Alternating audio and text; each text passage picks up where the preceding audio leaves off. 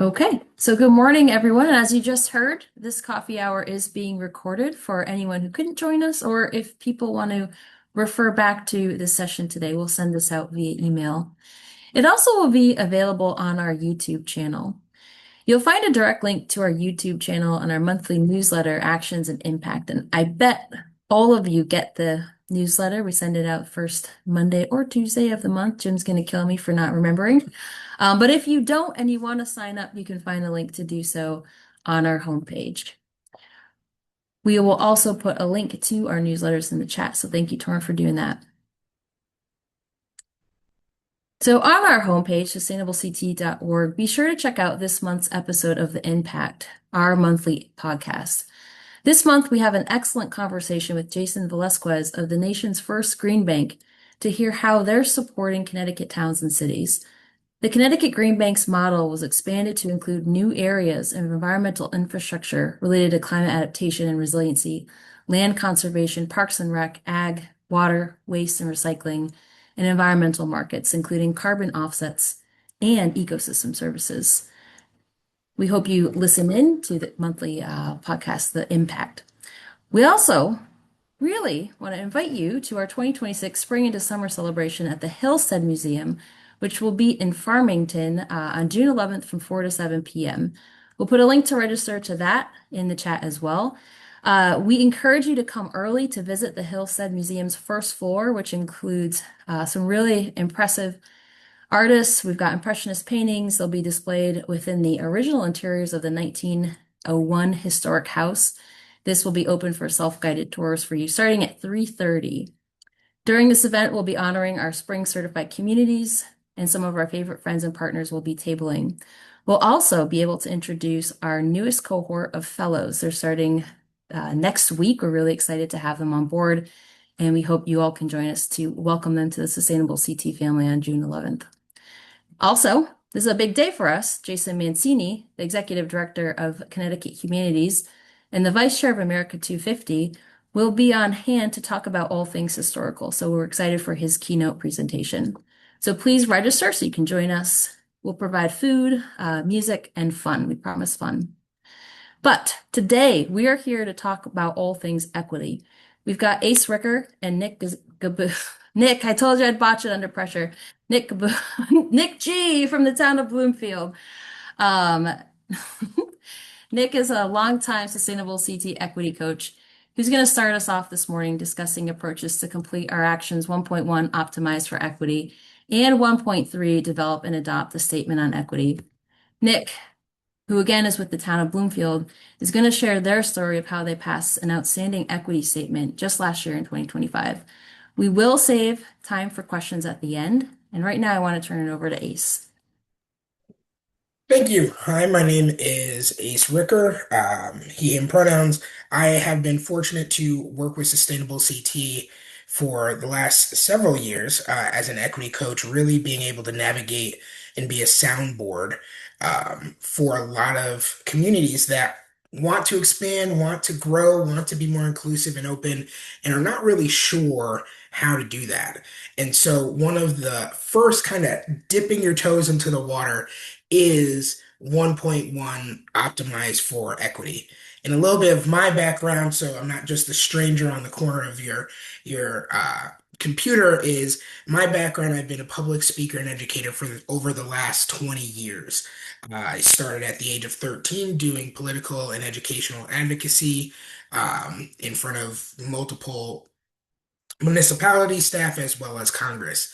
I then divulged into a number of expansive content while getting my degree at UConn as well as in marketing, and have found my way into a number of different exciting opportunities. And one of them was with Sustainable CT, working with the fellows each year, as well as a consultant for municipality staff.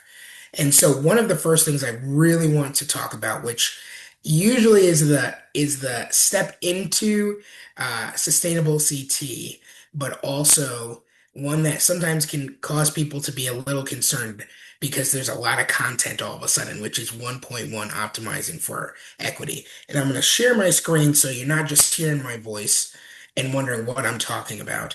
Um, in regards to that.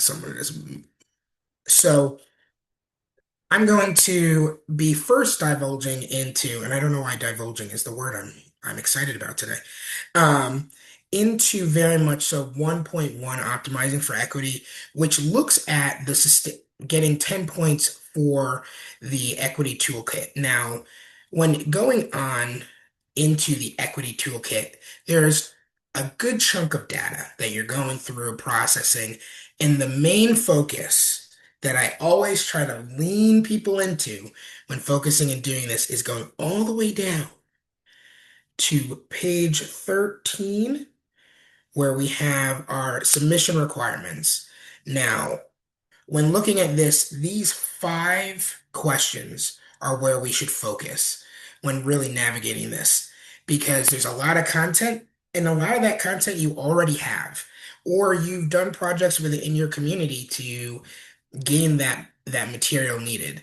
And so when looking at starting or building your toolkit, looking at who lives and works in your community, a lot of you have that data, the history behind it, the different groups, stakeholders, and so forth, that then expand into how did you connect with each other. Now, that's a very broad statement, but that can then be involved into how have you brought people in the community that you surround yourself in to the table? I kind of think of it as the big Thanksgiving feast dynamic. Um, and who's at the table and why are some people not at the table? And how have we engaged with the community around us, with the individuals within the town? And how have we brought that dialogue in co-creating these spaces to engage and make sure that people are heard and welcomed to that table?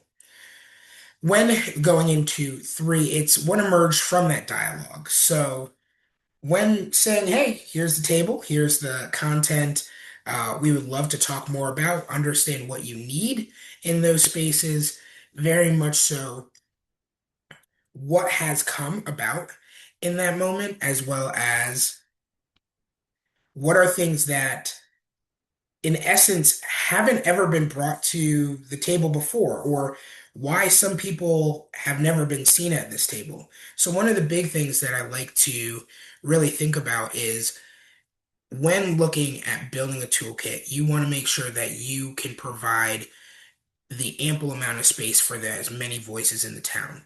And sometimes that looks in many different ways different, whether it be different times you hold discussions, whether there's childcare for those discussions, whether there's accessibility needs. One of the biggest hurdles that I have found when having community dialogue is usually it is done in a historical building. And oftentimes those historical buildings do not have aren't ADA compliant, they don't have handicap accessibility and mobility situations. So that already limits the individuals that may be able to even bring dialogue to you. As well as now with the exciting expansion of our internet and Zoom that we've gotten very much connected in, those who have families who may not be able to travel for whatever reason, being able to provide links to a Zoom or a Google Meets to really bring them into the conversation really provides accessibility that wasn't there before, so that you can really divulge in dialogue with as many people who want to be part of that dialogue. And then when continuing into what was the result of your collaboration, this is when I really look at the intent versus impact aspect of this.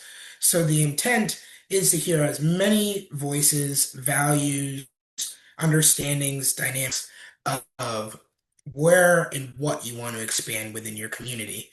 And the results of that collaboration not only is to hear them, make sure that you get a good amount of resources that then be actually implemented and implemented in the ways that hopefully your constituents and town individuals want them to be heard. So one of the things that I like to do, which is a silly example to really explain intent versus impact, is let's say I am going through the hallways to a meeting in the town hall, and I'm running slightly late for that meeting.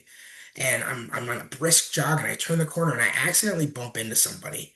Don't mean to bump into somebody, knock them over, the papers go everywhere. My intent wasn't to cause distress to this other individual, run into them, but that was my impact. And I can't just say, oh, I'm late for a meeting, I gotta get going. I have to help pick up the papers, check in on that individual. And so, this, when collaborating, as an example, with your constituents and with other people within the community, I call it the echo, is making sure that when you're hearing individuals and you're starting dialogue, that they don't only have that one moment to provide a voice in that space, but to continue to have that voice in that space, or having the ability to say, hey, I would like to really be a part of this, and not just have the people who have been voted into different positions taking the wheel on a project, but allowing the community itself to really do that and how it can expand. You don't have to reinvent the wheel, but we want to make sure that we want to engage and consistently have that wheel rolling. So one of those examples that I really like doing, which I was talking about a little bit earlier, is the pollination project that a town did where they had different groups. They had the Girl Scouts in one group, they had a local knitting group. They would each have a destination in this town to provide certain wildflowers, gardens, and so forth. And it brought about a sense of community and collaboration that the town didn't see before.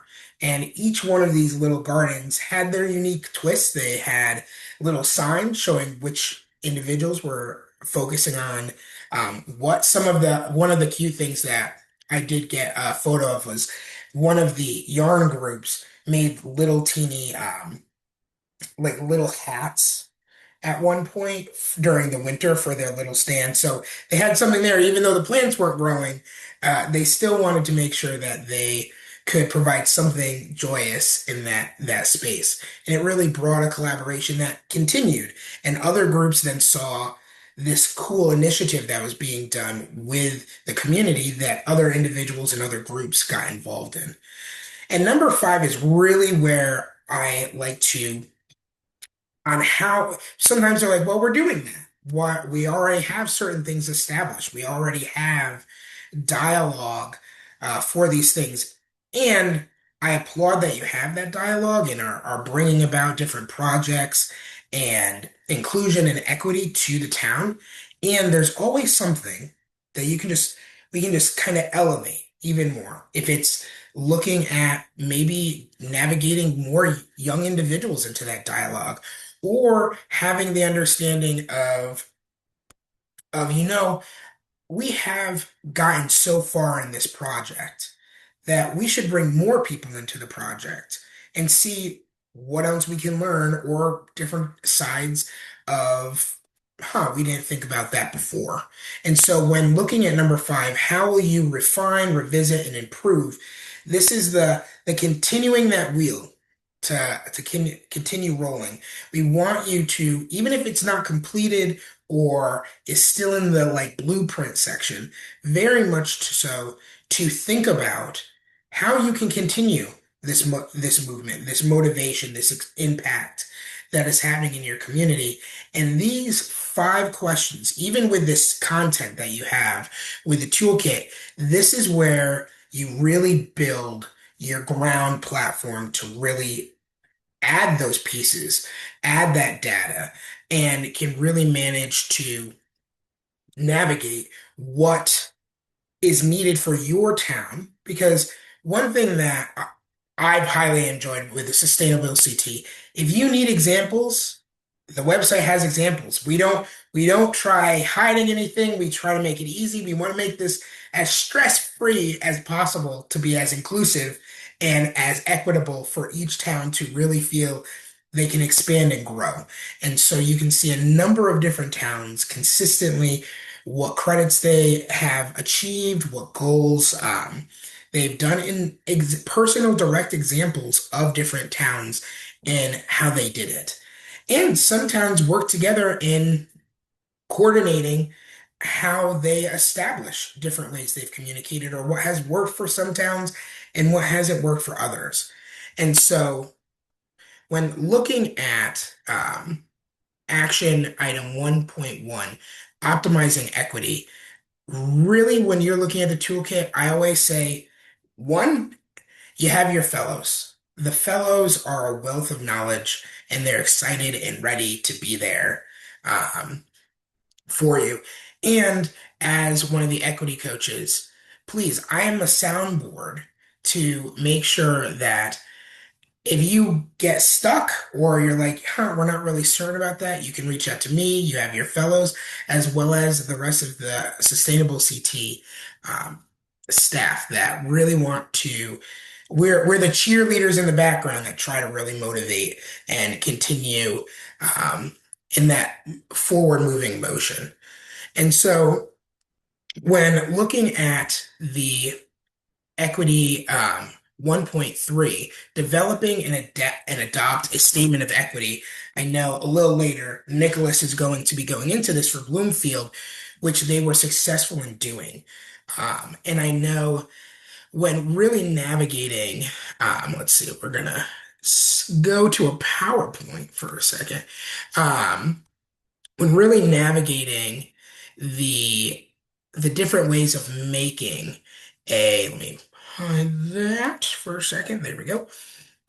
Really making and adapting an equitable statement. It's unfortunate that we have to, in some ways, step on shells right now because some federal funding is being refused based on the type of individual inclusion and equity that you are looking to expand in. And so, one thing, these are different examples I'm going to be going over on how you can be more inclusive, more equitable, and how this can then translate for you into moving forward with 1.3. So, go through them. Somewhat quickly, and then if you have any questions afterwards, I will also be giving these slides to Sustainable CT so that you have them accessible to you after this. So one of the big ones that I'm gonna hide this in the corner. There we go. Is how to really community engage. And so I kind of went into a little divulge content of this with 1.1 on where to hold your community meetings. Again, making sure that's not only weekdays. Um, we have families, we have individuals who work different shifts. Always offering a hybrid Zoom plus in-person participation is always something that really brings up the individuals who bring content to the space. Then providing childcare. A number of individuals, whether they're coming back from work or have family members that they take care of along with themselves, this then can be something that is a reach out that sometimes we don't even think about and we wonder where the families are, especially when dialogue is brought up for families in particular. Translating the material in multiple languages. So I've been fortunate to work with Sustainable CT with a number of different individuals and different individual corporations that one of the easiest things is any of your content, putting it into Spanish, putting it into maybe Portuguese, depending on the demographics you have within your community to make sure that materials can be accessible in the language that they are most used to. Um, One of the bullet points that I have, which I know can be a cautionary one, is create an anonymous feedback opportunity space. Now, yes, there's a lot of different things where some people just want to vent, and if they don't have to put their name down, then there's almost too much venting in regards to that. And so I say with that one, tread lightly and try navigating that. But the impact of this is more residents are going to be able to participate in decision making, feel valued. There's not just individuals who have flexible schedules or have direct inside knowledge of when things are, but they'll be expanded out. One of the other things that I put on here is libraries. Libraries are under underutilized, and the community boards and so forth are great to have. This one is our diversifying your board. So if you have first time members, that are interested some in possibly becoming more involved in the community, think about having them shadow or inviting individuals to board meetings that usually some people don't even know are occurring. This does provide leadership and adversary like structures to be more reflective of the actual community. Um, One of the towns that I worked with previously, the group of individuals working on the equity toolkit and their other options of how they were going to receive points, I asked them to look around the room and see what was different and who was missing. And one of the things was primarily everyone was above the age of 40. There was no individuals who were younger that could provide a different perspective of what the community has, when the community and the demographic was about 30% of individuals under the age of 30 and 40. Um, this one I'll just have up so that it can be recorded, but like thinking about the standardized ways of how you're hiring, or just maybe a mission practice to vocalize that. We want to make sure that we are doing our best to utilize and expand our knowledge on who we are hiring, how we are hiring, in regards to that. And that can be used in an equity toolkit on expansion as well. Um, Two, what I talked about accessibility needs. One, town is expanding and did a walk audit this past year on making sure that their street sidewalks, as well as their trails, had the ability for individuals who had children in carrying, or for roller skating, or for wheelchair accessibility. Um, and so there's a number of other ones, and I know that I can, as Jess in Sustainable CT, can chat about a number of different things, but think about the residents with disabilities and mobility barriers that may not be seen in the community or feel they have been seen in the community. Um, Creating clear communication systems. This one is one of the biggest ones, and yes, there's some things around um, dialogue and some logistical ways on the I don't even think rhetoric, but just the content that has to be explained in some meetings, that have a Q&A sometimes, or making sure that there's clarity across the ways of how you communicate. It's not just a niche thing that other people are aware about, that some residents have no idea they could be getting involved in a certain way, or that there is programs for maybe seniors to travel with, or free daycare during the summer or whatnot, and having clear communication so that all the work that you're putting in to make sure that you are trying to be as inclusive and equitable as you can as a community and as a town are actually going to be noticed in many ways. Um, I know that there's several other ones that I do have, which I will send the list out to, on like establishing community feedback loops, equity reviews and decision making, on one of the things on who's benefiting, how they're benefiting, um, the difference between the intent versus impact on how well it's being spread throughout the neighborhood, and who is possibly not being included in that. Investing in relationship-based community building, as well as I know this will be going into some of the main dialogue with 1.3, really improving the internal municipality coordination on what dialogue, how you're collaborating, and then really expanding into the long-term systems, that maybe we're trying to do something once and it didn't work.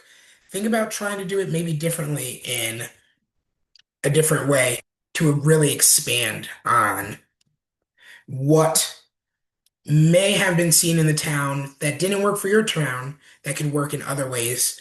And these are simple examples that I have used in general with one signage. Different signage, depending on where it is seen or not seen, um, as well as, again, the language barriers, dialogue that is being had, maybe in small spaces that you have only a certain group of individuals having that real impact that is being seen and being understood by the community. And then you have people that aren't being heard. And so the core goal for when looking that I think Nicholas will be going into is systems built for some people. We want to really navigate systems intentionally designed to include more people, and how we do that. And so I'm going to pass this off to Nicholas on how Bloomfield did that with their specific statement. So thank you.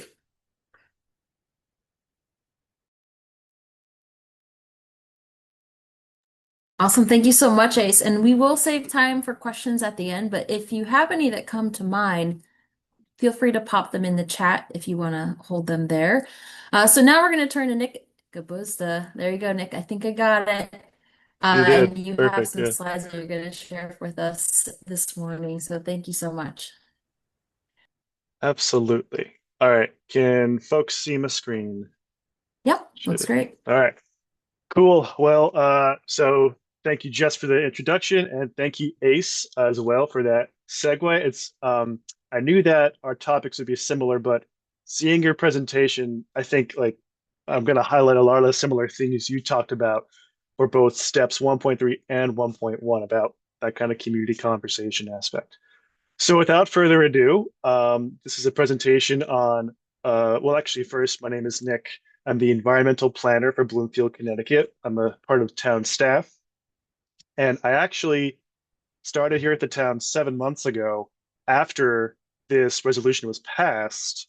However, I took this opportunity to work with town staff, residents, elected officials in Bloomfield to understand kind of how this resolution got made, and why it's so effective for our town today. So without further ado, here we go.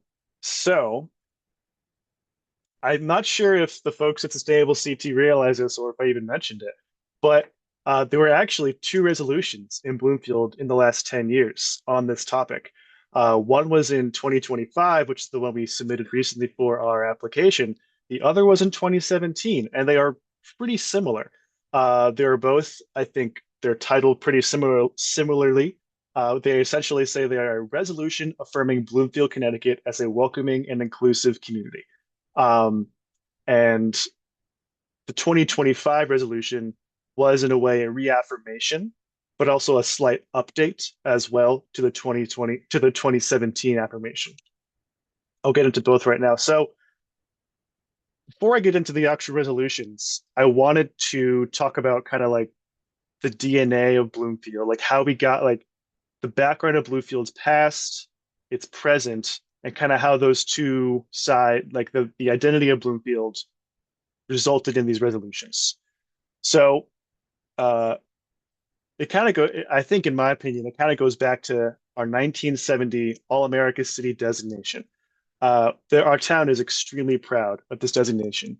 It's actually even mentioned on our little that blue plaque that's in most Connecticut town centers. Um, anyway, so in 1970, we got this award. And for those who don't know, I put in quotes the definition of the award. The award recognizes communities that leverage civic engagement, collaboration, inclusiveness, and innovation to successfully address local issues. And as Ace was talking about what goes into the equity toolkit, section 1.1, I was like, good golly, the All-America Seat designation is kind of like a 1970s version of that almost in a way, getting feedback from the community to address local issues and doing so in an inclusive lens. Anyway, following the civil rights milestones of Brown versus Board of Ed and the Fair Housing Act, residents in Bloomfield got together to have conversations about race, racism, and worked together to talk about issues specifically related to discrimination in housing and education. Through these discussions, the town was able to implement several policies, kind of fortify its identity as a town that doesn't shy away from these kinds of discussions. And in the end, Bloomfield actually ended up being kind of a role model for its education system, in that it implemented a voluntary school integration program. And what I was told by somebody who was working on the history of this award, the idea was equal education for all citizens, no matter what part of town you lived in or what your background was. And Bloomfield was recognized for this on a national level. Um, and we still are proud of it to this day. So this, I think, in my mind, is kind of where the intentionality behind Bloomfield's uh, passion for diversity and inclusiveness really began. Bloomfield today still carries that same spirit of the, the 1970 award in things that our town sponsors to this day. All these images up here are actually, I guess you could say, initiatives or projects that are sponsored by the town. We have events that celebrate our diversity and inclusiveness, our West Indian celebration, our pride flag raising, art installations, our parking lot and town hall, and the mural at our Human Services Center. And then we also recently in 2025 on the far right, that's the cover image from our Mosaic project, which was a research project that was uh, I guess, impetus by our former mayor. She worked with a professor at UConn to study three distinct cultural communities in Bloomfield: the African American community, the Caribbean West Indian community, and the Jewish community, and how their contributions made a mosaic of the town that we see today. So I guess what I'm trying to say is this resolution was decades in the making that reflects both our past and our present. I don't the resolutions them sent out to the actual resolution itself. I don't want to. I could read the entire resolution. I'd probably take up the entire meeting. It's like 2.5 pages or so. But I thought it could be best summarized with I guess you could say, the preamble that is in both the resolutions. This is from the 2025 one. I'll just read it quickly. This resolution affirms the town of Bloomfield, its officials, and government will continue to uphold the values that once led our 1970 designation as an all-American city. We stand ready to protect the rights of all our residents and those who wish to call our town their home. Bloomfield will not provide assistance or resources to implement programs or initiatives that discriminate based on immigration status, national origin, or citizenship status, race, ethnicity, religion, or the absence thereof, gender/sexual orientation, or disability. This, I would say, kind of is a good summary of what both the resolutions lay out. And I'll get to some of those specific whereases and therefores in a moment here. Um, I think people here may want to know how, now you know about our past, our present, how did we actually put this thing together? As I mentioned earlier, the 2025 resolution was built off of the similar 2017 resolution. And I want to note that this effort was a initiative from residents, elected officials, and town staff. It was a three-legged stool of input. I do think it was actually initiated by residents and then brought up to elected officials who then consulted with town staff. So that's kind of like the step by step, but really it was a very collaborative process, which was the point. Um, I think I'll get into exactly how these comments happened in a minute here. Um, but as you may note, the resolutions were input in 2017 and 2025. They were in part a response to changing political administration. So 2017 being the year after a major election year, and 2025 being the year after a major election year. And lastly, the idea behind these resolutions were that while federal and state administrations may change, the town wanted to make sure that the local values of the town were clear. So even though we can't control who gets elected on the state or the federal government, we are still Bloomfield. And we can therefore still make sure that our values as a town, those pertaining particularly to diversity, equity, inclusion, are exemplified and clarified. And again, as you saw in that preamble, they kind of all go back to building out that 1970 All America City designation looking into our past is a really good way to, I suppose, justify this resolution, why we should be still talking about these things because it's made the town who we are for decades now. Now, I think it's appropriate to talk about some challenges, and I don't mean to sound cheeky, but in the research I did, I couldn't really find any challenges that came up. I suppose, you know, the initial way of getting input from all stakeholders is important, but both resolutions passed unanimously. And I do wonder, I mean, I didn't talk to every single council member, but I do think that diversity, equity, inclusion are such a huge part of the fabric of our town that it's just kind of relatively uncommon for a majority of people to not at least understand this is what Bloomfield has been for a very long time, and therefore it just makes sense to affirm it. So, in terms of what things to consider if another town outside Bloomfield is making these resolutions, as I mentioned earlier, they were in part, following changes in federal administration. One thing I will note is that throughout both resolutions, but I'm going to mostly talk about 2025 because the most recent, we actually mention federal policy and federal law outlining what the responsibilities are of the federal versus local government here. So this is one of the whereas, and I just kind of highlight that enforcement of federal immigration law is the responsibility of the federal government. So in this way, we are not trying to, we're just kind of explaining that Bloomfield knows our role and we're aware of what the federal government's role is, but Bloomfield will not step beyond what our values are, what our policies are, just because an administration has changed beyond our control. And I want to note that when I mentioned that there was collaboration between residents, elected officials, and staff, one of the major staff that was consulted for our resolutions was our police department, namely our chief of police. He took the time to explain what the town's role is with law enforcement, what the federal government's law is with enforcement, and broadly showed support for outlining these policies in a resolution. So talking with your staff experts just made us feel, I think, a lot more confident, just plainly stating this is what the federal government's role is, this is what our role is, and we're just outlining it here clear as day. A few other ways that we, talk about the federal government are we just kind of outline our Constitution. We state pretty clearly that this resolution of ours not only supports the town's values, but is in line with several amendments to the Constitution. I think if I could quickly look, I think it's the First, Fourth, Fifth, and 14th Amendments. I'll call it out here. Again, this is kind of a lot of text here. I can let you all read at your pleasure.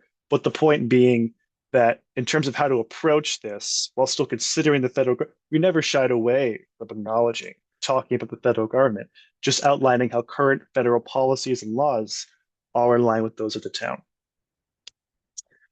So I suppose in conclusion, I think a few guiding principles for other towns outside of Bloomfield. I listed them right here. The first is I recommend drawing on the values, identity, and history of your town. You may have wondered why I kind of started off with this, random 1970 award, but looking to our past was evidence and inspiration to kind of take stock of what we have been doing, what we are doing, and then just kind of justify this resolution in the first place. Bloomfield is this, and this resolution of ours is just stating our values. It's nothing different than what we've been doing in the past previously. In terms of changing political administrations, we didn't shy away from just talking about what the roles of each of those governments were, acknowledging that nothing that we're saying is preempting anything on a federal state level, just kind of outlining what the town understands its roles are, while still talking about our values. And lastly, I want to emphasize again, I'm just kind of the messenger in this. This resolution happened before my time, but it was the people who actually made this resolution happen started with residents, then worked with elected officials, and then to just make sure we crossed our I's, dotted our T's, and had more expert input, the town staff were consulted. So making sure you kind of consult everybody who could really, guide the resolution was key. So that's all I had. Um, and I thank you all for your time and happy to take questions when the opportunity comes up. Thank you. Thank you so much, Nick. So the opportunity has come up. We're actually right now going to stop the recording in case folks have questions of a more sensitive nature or just things they don't want out there recorded and put on our YouTube channel, which is absolutely fine. This is our time, our space together to connect. So, Torin, please stop the recording if you could.